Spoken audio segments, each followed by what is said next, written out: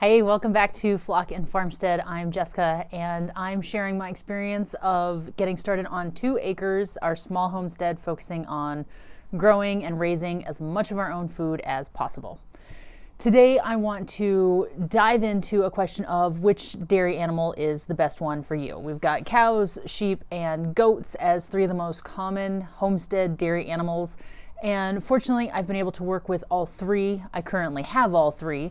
But I definitely have my favorite. Here come my ewes tromping in to see what's going on because they are curious if they're going to get some snacks. And you'll probably see the cow stick her little head in. But that bar in the back prevents her from coming in. That way the sheep have somewhere to go where they can't be intimidated by a larger animal. In any case, let's dive in.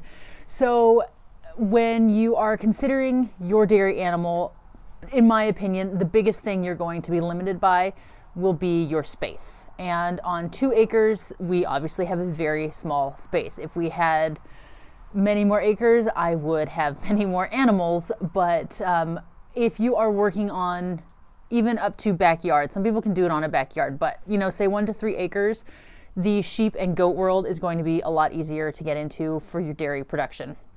You can do a cow on small space. Obviously, we're attempting it ourselves, and I'll explain in a little bit why and how we're doing that, and there will be other videos on that too.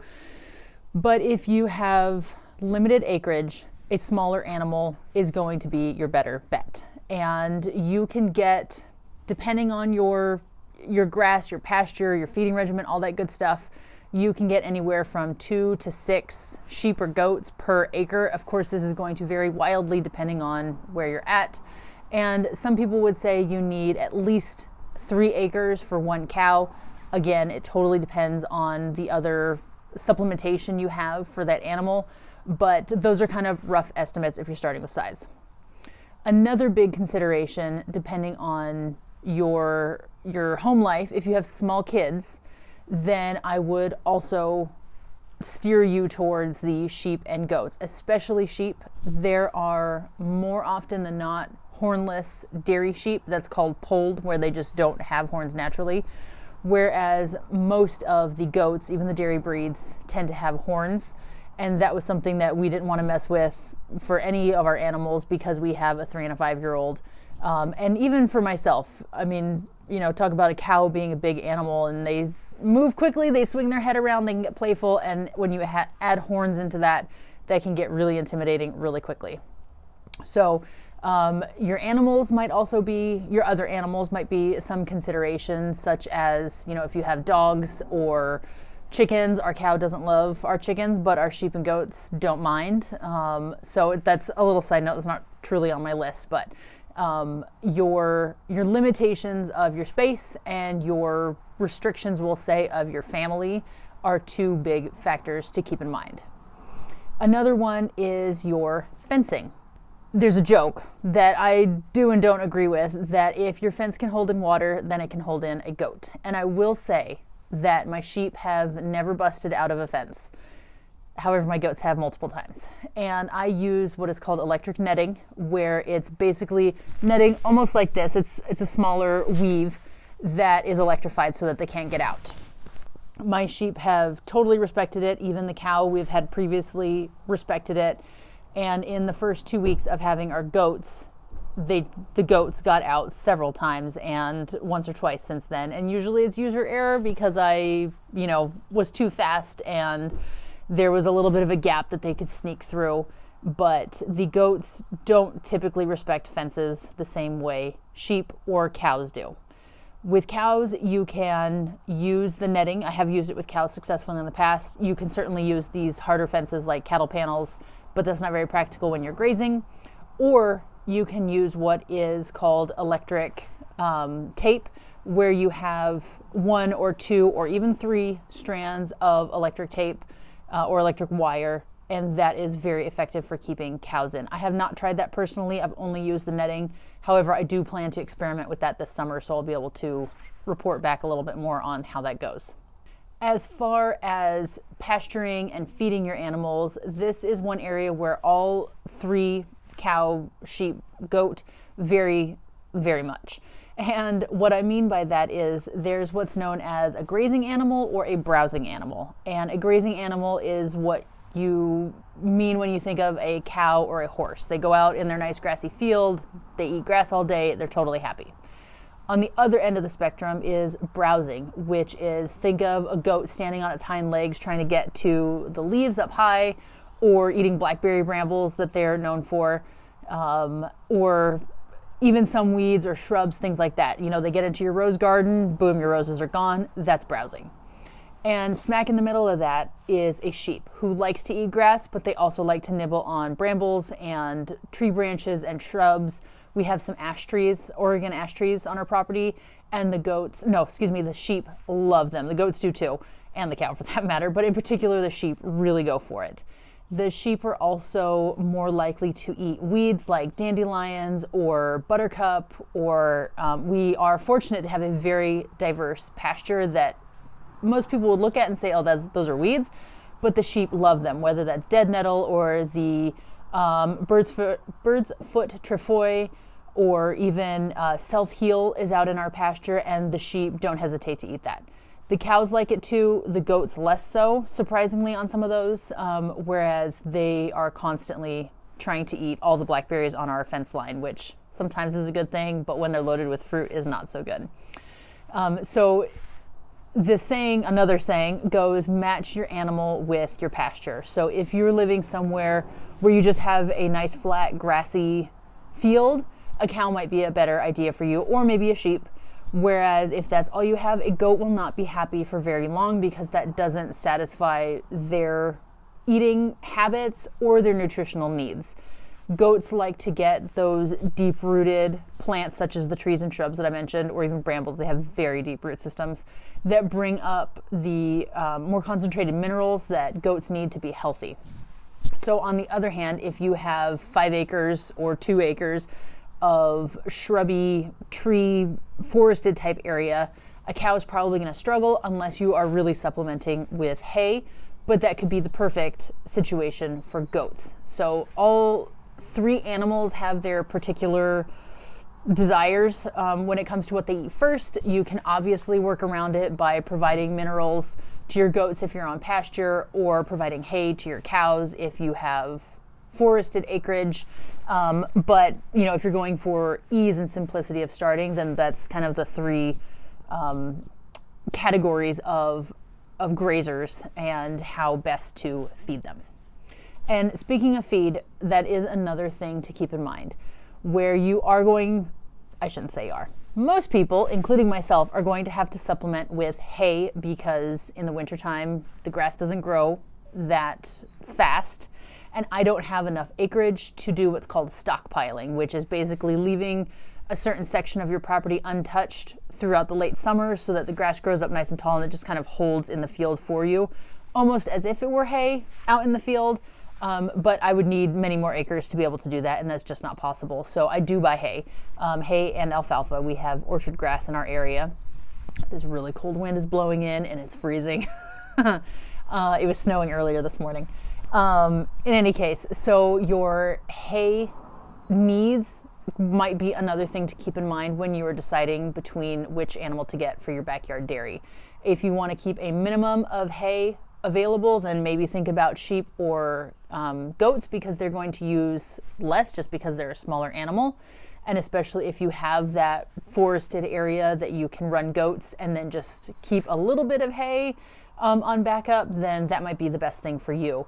If you don't have the space for a ton of hay and you've only got those woods, a cow might be a bit of a tough sell when you're looking at your economics of your house and budgeting for animals and all that good stuff. If you have a ton of storage, load up that hay, get yourself a cow, and there you go. Like with everything else, the sheep kind of fall right in the middle. I supplement them. They are not currently out on pasture. We are doing what's called dry lotting, which is basically they have this paddock behind the barn here that they have access to every day, but I do feed them hay because there's just not enough grass to feed them right now. Okay, the next little subset of decision making has to do with personality and handling and size and kind of the day-to-day management of the animal. And I will be the first to say, a cow, even a small one, I keep wondering if she's going to pop up in the back because she does that sometimes. She weighs about 1,000 pounds. She's a big animal and she is intimidating to me. We've had her only for a couple of weeks, this particular cow. We had a cow last summer for only about 4 or 5 months and she just wasn't a good personality fit for us. And so we found another family with a lot more cow experience that bought her. And even she was somewhere in the neighborhood of 700 pounds. She was a smaller breed called a Dexter. And they're big. If they step on your foot, it's going to hurt. If they swing their head wrong, it's probably going to hurt if they make contact with you. If they're stubborn and they don't want to move, they are a lot harder to make them do what you want them to do than these little guys back here. Oh, there's Cowgirl in the back. Now you can see her. And these sheep are dreams. I love them. They are stubborn. Don't get me wrong. There are times where you're like wading through a sea of sheep and it can be frustrating, but essentially I just have to shove them really hard and they're going to do what I want them to do or go where I want them to go. And you can always bribe them with some alfalfa pellets or some grain, which you can with a cow too, but she's still 1,000 pounds of motivation to go get that grain or alfalfa. The goats are, right up there with the sheep where they can be stubborn, but they are small and manageable. This is Nora right here with the black face. And next to her is Lily. This is our ram, Eddie. And then off to the side, you can't see her face, is Frankie. That is my boss, you, who's in charge of the rest of the flock when the goats aren't around. When the goats are around, they're in charge. Personality-wise, I have to say I love sheep personality. They are so calm. They are super friendly and curious, and goats can be that way too. I just happen to have more skittish goats and more friendly sheep. Cow personality, I'm still kind of getting the feel for it. I like her personality. She's a little bit feisty, which Jerseys are known for. That's what breed she is. She's a little Jersey. And if you're wondering, these girls are due in the next couple of weeks. That's part of why they're so chunky right now, and udders are filling up. I cannot wait. We're going to have our first lambs of the year, and Nora, she walked off. She is a first freshener. She won't be due until March, so she's not as well developed as my 2 other ewes are. Oh, there she is. In any case, sorry, getting distracted. The goats can be easy to handle simply because they weigh, say 120 to 160 pounds, depending on the breed, or even smaller. If you get something like a Nigerian dwarf, I think they max out at like maybe 70 pounds. And again, a cow, you're going to have to get to know their personality because they are so big and because they know they are in charge, at least in my experience. But I can tell my sheep's baths apart from one another if I just hear them. They love getting pets. They are not pushy in the same way. And personality and temperament-wise, I just think sheep are where it's at. Transportation is something else to think about in relation to handling and whatnot. I brought home my sheep and my goats in the back of my car. I've got a Honda HR-V, so the seats fold down and it's a little hatchback, and I threw down a tarp, threw down some straw, and brought them home in there. And the cow, we got lucky and had a friend who was able to bring her here in her trailer, but obviously we would have had to either rent one, pay somebody to haul the cow, buy one, which is an investment in and of itself. And so that's another thing to think about. Do you have a trailer available, a friend with a trailer, no trailer in sight? Maybe a smaller animal you can transport in your car or truck could be a better bet for you. And then the last thing I want to talk about is milk. Not the most, but one of the biggest reasons that you want to get a dairy animal in the first place. And there is no denying that cows will yield the most milk. You can get anywhere from 2 gallons to 8 gallons, depending on what breed you go for. Now, of course, we're talking more on the homestead scale. And so let's say you get maybe 2 to 4 gallons per cow. And that range has to do with, do you milk once a day, twice a day? Is the calf on the cow and taking some of the milk? Are you only milking and there's no calf in the picture anymore because they've weaned? So big variation. It also depends on what you feed the animal. Of course, how many calories are they getting in? More calories, more milk. Fewer calories, less milk. And a goat is a close second. Our goats, who are in a different field right now, They yielded about a gallon a day when they were in peak production, and that was twice a day milking because they didn't have their kids on them anymore. And that's great. I mean, that's as good as some cows. Like when we had our Dexter last summer, we got about a gallon a day from her. And so a 700-pound cow who ate $700 or 700 pounds worth of calories wasn't producing any more than the 150-pound Nubian that eats far less. There are some drawbacks to goat milk, which I'll get into in a second, as opposed to cow milk, but just dollar for calorie for gallon, it's all part of the equation to think about. Sheep yield less just because of their genetics. They haven't been bred up to be dairy animals in the U.S. the same way that goats have. You okay back there, Frankie? But their milk is delicious. It's super creamy. All of them are delicious, don't get me wrong. But sheep milk is really creamy. It is known to have more fat and protein per gallon, so you yield more cheese from it if you're getting into cheese making, as opposed to cow or goat milk. It's almost always, I think actually with sheep it is always A2, which I know is important to a lot of people, more so in these times. And goats as well, I should say, are also A2 milk producers. Lactation length is something I didn't touch on yet, and goats have an amazing ability to do what's called milking through, and that's where when they kid, they're in milk, they're producing milk, and you can go through the whole next year without breeding them and just keep getting milk from them. Of course, there are some particular goats or particular breeds that will do this more easily than others, but it can totally be done. Breeding or milking through for a sheep, I don't know anybody who has done it. I have heard of somebody who got 18 months of milk production out of their sheep. I don't know this person. It was in a sheep group. And that would be pretty incredible if you could do it. And most cows you milk for about 10 months, having gotten them pregnant again somewhere in there, and then you dry them off or stop milking them for the last 2 months of their pregnancy. So you can count on about a 10-month, sometimes more, milking period from a cow. So cows and goats can milk for a longer lactation period. Sheep, 6 months is pretty darn good, 8 months at the outside. Frankie, this ewe right here that I milked last year, she produced for, I think it was 7 months, I want to say. And then we dried her off for the breeding season. And we have yet to see what the cow will do because she is going to have her first calf at the end of May. So we're not currently milking the cow, and we'll see what her individual production is. But I'm mentally going through my notes to think, did I mention everything in relation to cow versus goat versus sheep? And so I suppose to sum it all up, if you have a lot of grassy pasture and you're not intimidated by size and you want a long lactation period, a cow might be the best bet for you.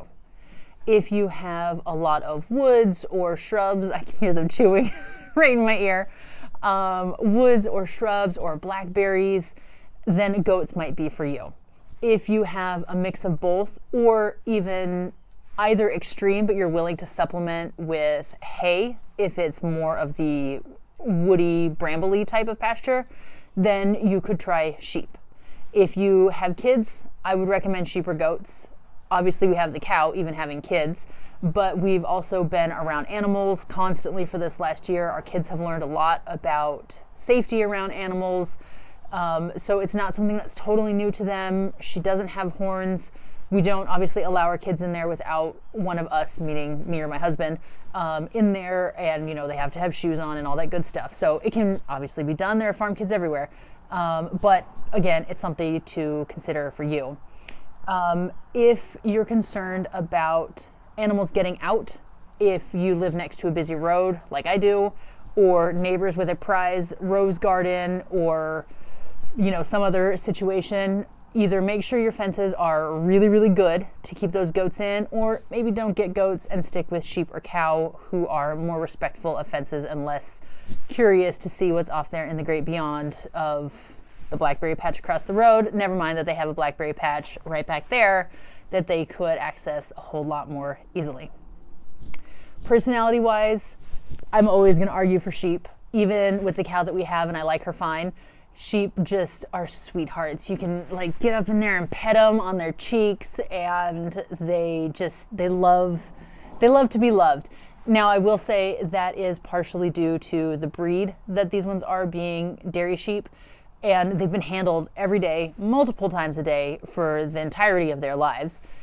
Whereas, you may see meat sheep that are in these big flocks of 50 and they scatter if you approach them.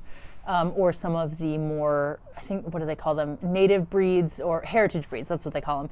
And those ones are a lot more flighty because there are more wild herds of them, and so they have maintained those instincts to avoid predators.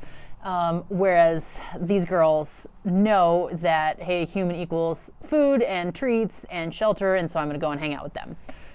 So bear personality mine. Goats can be very personable. They're super cute. If you've ever seen goat yoga, or the little goat kids bouncing sideways when they're little, like nothing is cuter than that.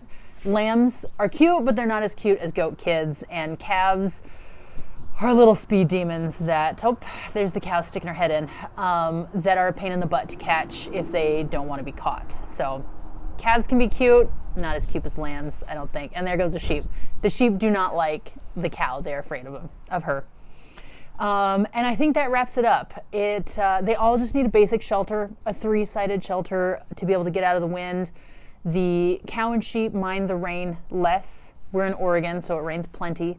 The goats hate the rain. They don't want to go outside when it's rainy. If you're in a super hot location, you might think about the cow or the goat because they don't have the wool coat that the sheep does. And your feed bill will be more for a cow, but you'll also get more milk. So it can be a little bit of a trade-off. Unless you're on a super budget, then I would say go goat all the way. They can eat more of your brambly stuff. They produce a lot for longer, and they can produce as much as a cow while eating less. So I would say that goats are the better budget option. And goats, this is an important note, dairy goats are so easy to find, especially compared to dairy sheep, which can be tougher to find. We're going to talk about that in a future video. And milk cows, while plentiful, not all are a good fit for small acreage or even just a family cow because they haven't been handled very much, or maybe they're just used to machine milking, or they haven't been raised in the best circumstances where they're standing in mud all day, or they've had mastitis. And so it can take some doing to find the right cow. I looked for a while before we found this cow, and even the one before that we hadn't sold. So there we go there. Think about it. Let me know which one you are leaning towards, and I'll be telling you a ton more on how I got started with our sheep, and what we have in the pipeline for this spring with them. I'm super stoked.